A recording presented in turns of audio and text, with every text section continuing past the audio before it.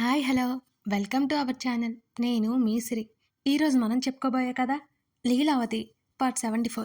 ఇక కథలోకి వెళ్ళిపోదాం. అయితే నిన్ను వెళ్ళనివ్వను అన్నాను నేను కోపంగా. అవునా, గుడ్. యాక్చువల్లీ నాకు వెళ్ళాలి అని లేదు అని అన్నాడు రౌద్ర. ఆ అరిచాను. నేను ఏడుస్తాను, అలుగుతాను, నీతో అసలు మాట్లాడను అన్నాను పిచ్చ కోపంగా. ఓకే, ఆల్ ది బెస్ట్ అన్నాడు తను. నేను రౌద్రని వెనక నుంచి పట్టేసుకున్నాను. నా బుజ్జిగాడు నన్ను ఆపేశాడు. నేను ఉసూరుమంటూ బెడ్ మీద దిగులుగా కూర్చున్నాను. రౌద్ర నా పక్కన కూర్చున్నాడు. ఏమైంది అని అడిగాడు, నా చేతిని తన చేతిలోకి తీసుకుని.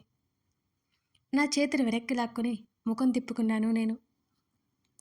పెళ్ళికి వస్తావా, మాట్లాడకు నాతో అన్నాను కోపంగా.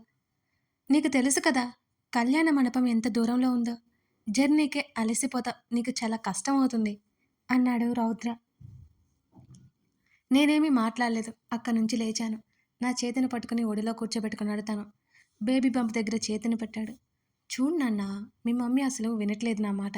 తను బేబీతో చెప్తున్నట్టు ఓరగా నన్ను చూశాడు. ఓవర్ యాక్ట్ చేయకు నువ్వు, నేనంటే బొత్తిగా అంటూ మాటలు ఆపేశాను. ఇలాగే ఒకసారి ప్రేమ తగ్గిందంటే ఇచ్చిన వార్నింగ్ బాగా గుర్తుకుంది నాకు. అందుకే ఇప్పుడు గాప్ చుప్గా నోటి మీద చేతిని వేసుకొని సైలెంట్ అయిపోయాను. మధ్యలోనే ఆపేశావేంటి అని అడిగాడు. ఏం లేదు అన్నట్టుగా అడ్డంగా తల తిప్పాను. చిన్నగా పెదవులు తాకించి, చెప్పేది వినవా, నీకే కష్టమవుతుంది అని అన్నాడు. నేను వస్తాను, నువ్వు వద్దంటే అక్కడే ఉంటాను, అంతకంటే ఇంకేం చేయను. ముఖం తిప్పుకున్నాను నేను. నా చెంప కింద చేయి వేసి తన వైపుకి తిప్పుకున్నాడు రౌద్ర. కింద పెదవి చిన్నగా ముద్దు ఇస్తూ, సరే రెడీ అవ్వు, నువ్వు ఇలా మూడిగా ఉంటే నాకేం బాలేదు అన్నాడు తను. ఐ థ్యాంక్ యూ అని తన పెదవుల మీద ముద్దు పెట్టేసుకున్నాను. సంతోషం ఎక్కువైపోయింది మరి నాకు. నేను విడిపించుకుందాం అనుకునేలోపు అస్సలు వదలలేదు తను. వదిలాక సీరియస్గా చూసాను తన్ని. ముద్దొచ్చావు, పెట్టుకున్నాను. ఏదైనా స్పాంటేనియస్గా చేయడం అలవాటు నాకు. ఏదైనా సరే చేయాలనిపిస్తే వెంటనే చేసేస్తా అన్నాడు భుజాలు కదిలిస్తూ రౌద్ర. తన భుజం మీద చిన్నగా కొట్టాను నేను. నేను రెడీ అవుతాను, చీర కట్టుకోనా, నీకు కంఫర్ట్ ఉన్నది ట్రై చేయి. ఎవరో ఏదో అనుకుంటారని కాదు, నీకు నచ్చింది కంఫర్ట్గా ఉన్నది ట్రై చేయి, సరేనా అని అన్నాడు తను. ముత్యాన్ని పిలవ్వా అన్నాను నేను. సరే హరి అప్ అన్నాడు తను నన్ను వదిలి. తను వెళ్ళిపోయాడు. స్నానం చేసి వచ్చి చీర చుట్టేసుకున్నాను.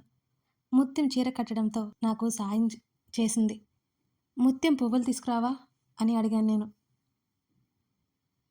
అలాగే లిల్లమ్మ అని వెళ్ళిపోయి పువ్వులు కోసుకుని వచ్చిన ముందు కట్టడం మొదలుపెట్టింది ముత్యం. ఆలోపు నేను రెడీ అయిపోయాను.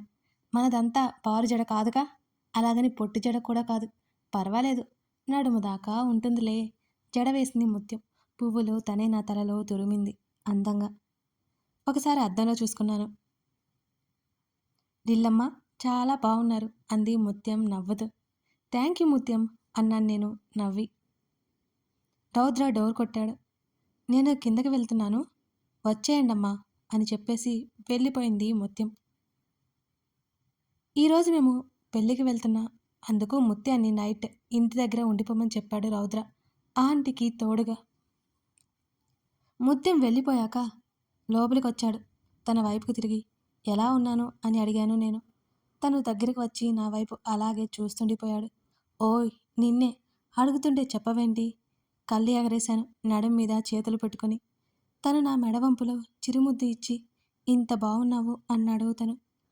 ఇంత అంటే నాకెలా తెలుస్తుంది అని పెదవి విరిచాను నేను. ఆకుపచ్చ నావీ బ్లూ లైట్ వెయిట్ పట్టు సారీలో, కొన్ని నగల్లో లైట్ మేకప్ వేసుకుని, తలలో పువ్వులు. ఇది నా టోటల్ గెటప్ అన్నమాట. కొత్తగా ఉన్నావు హైనస్, చాలా డిఫరెంట్గా ఉన్నావు. కాస్త బొద్దుగాయో, ఇంకా క్యూట్గా ఉన్నావు పొట్టి బుడంకాయ్ అన్నాడు నవ్వుతూ రౌద్ర.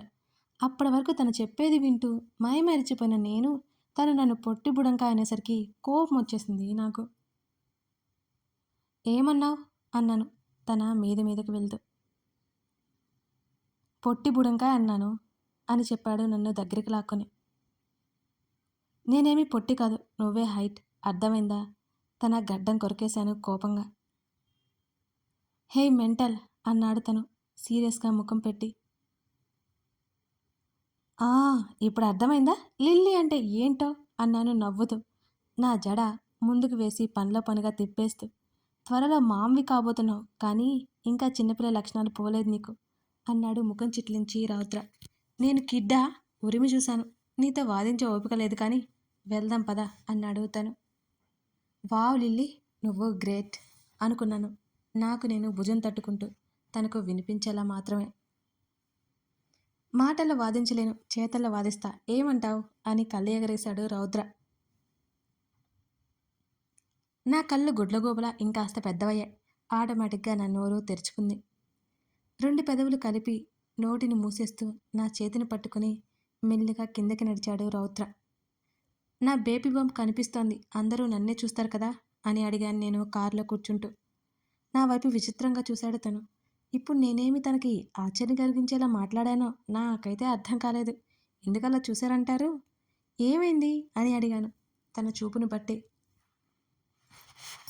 ఇలాంటి తిక్క డౌట్స్ అన్నీ నీకే వస్తాయనుకుంటా, తిక్కల్ అన్నాడు రౌద్ర.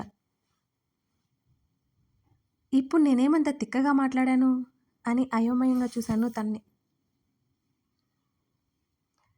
నన్ను పట్టించుకోకుండా డ్రైవ్ చేయడం మొదలుపెట్టాడు రౌద్ర.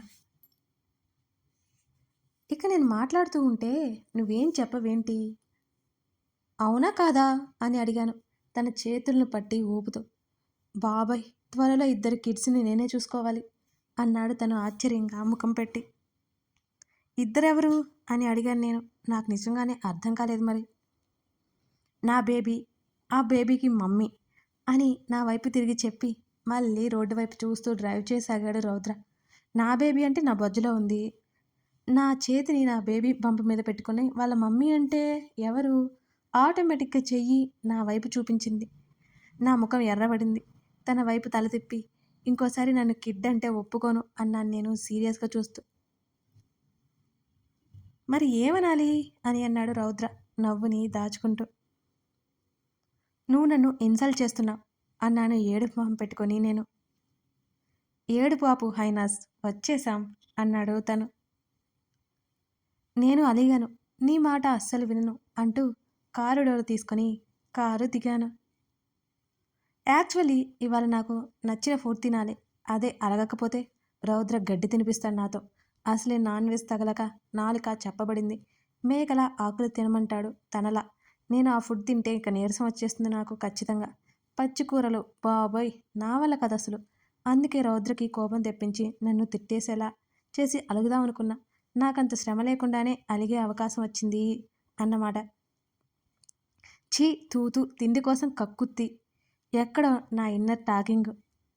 రౌద్ర కారు పార్క్ చేసి నా వైపు వచ్చి నా చేతును పట్టేసుకున్నాడు. నేనెక్కడా తప్పిపోన్లే బాబు, వదులు అన్నాను నేను చిరుకోపంగా. జాగ్రత్తగా ఉండాలి. నీ గురించి నాకు తెలియంది కాదు, ఎగురుకుంటూ వెళ్ళిపోతావు అందుకే అన్నాడు నా చేతిని తన చేతితో పెనవేస్తూ. అబ్బా వదులు, అందరూ స్వామి మనల్నే చూస్తున్నారు. చూస్తే చూడండి, ఐ డోంట్ కేర్, నువ్వు మాత్రం కుదురుగా ఉండాలి సరేనా అన్నాడు రౌద్ర ఓ రకంగా సీరియస్ వార్నింగ్ ఇస్తూ. తల నిలువుగా ఊపాను. అంతకంటే ఇంకేం చేస్తాను నేను. అవును, గిఫ్ట్ ఏది అని అడిగాను తన వైపే చూస్తూ. గిఫ్ట్ బాక్స్ నా చేతిలో పెట్టాడు. అదేంటి ఇంత చిన్నగా ఉంది అనుకుని నా సందేహం తన ముందు వెళ్ళబుచ్చాను. ఓపెన్ చేసి చూడు అన్నాడు నా తల మీద తట్టి. ఆతృత ఆపుకోలేక ఓపెన్ చేసి చూశాను నేను. అందులో రింగ్స్ ఉన్నాయి. 2 జంటల కోసం తీసుకున్నాడు రౌద్ర. నువ్వు సూపర్ రౌడీ, నా హస్బెండ్ కదా, ఆ మాత్రం ఇంటెలిజెన్సీ ఉంటుందిలే నీకు అన్నాను నేను నవ్వుతూ. సీరియస్గా చూశాడు నా వైపు. అట్టా చూడకు, నా హార్ట్ స్కిప్ అవుతుంది అన్నాను ఐవింగ్ చేసి. నవ్వాడు తను. అల్లరి దెయ్యం అంటూ నన్ను దగ్గరికి తీసుకుంటూ నవ్వాడు. నేను దెయ్యాన్నా? కాదులే, ఏంజల్ సరేనా? అలా అయితే ఓకే అన్నాను. స్ఫూర్తి, స్పందన పెళ్ళిళ్ళు బాగా జరిగాయి. బాగా ఎంజాయ్ చేశాను పెళ్ళిలో. ఎంజాయ్ అంటే ఏదో అనుకునేరు. సైలెంట్గా కూర్చోబెట్టాడు మా లోపల ఎంజాయ్ అన్నమాట. కళ్ళతోనే ఆనందించడం అన్నమాట. మొత్తానికి నన్ను ఇలా మార్చేశాడు మరి. నేను ఫోటోలు తీసుకోలేదు, మమ్మీ వద్దు అన్నది. ఇంటికి వచ్చేసరికి నా ఒంట్లో ఓపిక మొత్తం గోవింద కొట్టింది. కథ కొనసాగుతోంది. లిల్లీ రౌద్రుల సరికొత్త ప్రేమ కోసం మన ఛానల్ని ఫాలో అవ్వండి. మన సిరి డైరీస్తో పాటు సిరి ఆడియో ఛానల్ అని మనకు ఇంకోటి ఉందండి. మర్చిపోకండి. అది ఆడియో స్టోరీస్ ఉంటాయి అందులో. ఒకసారి లుక్ వేయండి. ఇష్టమైన సకుడ అనే న్యూ స్టోరీ కూడా స్టార్ట్ అయింది.